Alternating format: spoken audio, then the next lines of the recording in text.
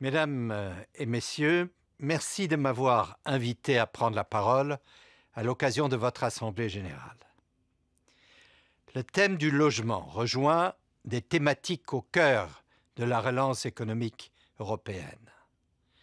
Le droit au logement digne et abordable pour tous prend encore plus de sens dans le contexte actuel de crise et d'accroissement des inégalités. Car se loger est un défi de dimension européenne et qui touche de nombreux citoyens, dont de nombreux États membres. Les familles monoparentales ou nombreuses, les travailleurs pauvres, les jeunes, ainsi que ceux que la crise actuelle a particulièrement affectés dans leur emploi ou leurs revenus. Pourtant, avoir accès à un logement est aussi important du point de vue de la santé.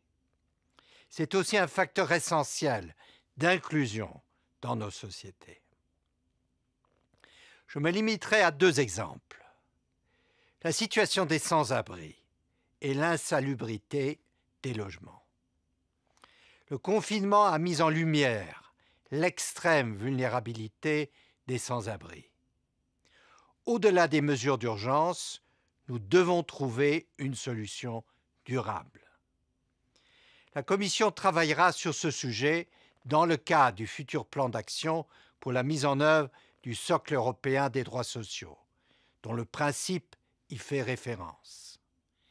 Il s'agira notamment d'aider les bonnes pratiques nationales et de soutenir les États membres à développer de bonnes pratiques contre le sans-abrisme. Nous lancerons une plateforme européenne de coopération pour rallier tous ceux qui travaillent à éradiquer le phénomène des sans-abri en étroite coopération avec la présidence portugaise du Conseil de l'Union européenne et le soutien d'Yves Le Terme, ambassadeur de bonne volonté pour FEANTSA. J'en viens à l'insalubrité des logements. C'est un motif de souffrance.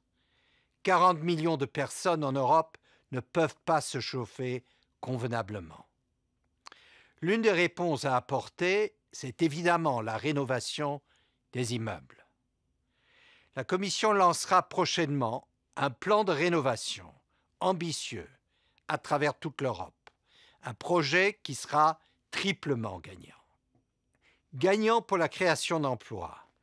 L'efficacité énergétique peut créer entre 10 à 15 emplois pour chaque million d'euros investis. Gagnant pour l'environnement, puisque le bâtiment est responsable de plus de 30% des émissions de gaz à effet de serre. Gagnant enfin pour les citoyens qui verront leur facture d'énergie réduite. Les États membres doivent tirer tous les bénéfices du plan de relance européen pour investir dans la rénovation et le logement. La Commission encourage par ailleurs la mise en place des partenaires locaux, publics, privés, sur le long terme. Elle est prête à soutenir ceux qui existent déjà.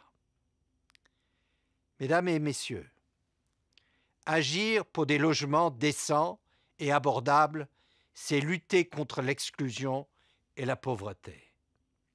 Je me félicite donc de votre engagement, de participer activement à la relance économique, sociale et environnementale à travers le projet Utile ensemble.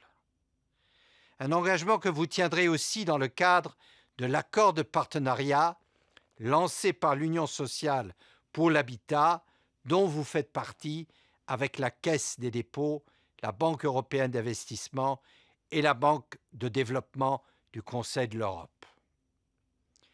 Le défi auquel nous faisons face est un défi d'ampleur que nous devons relever ensemble.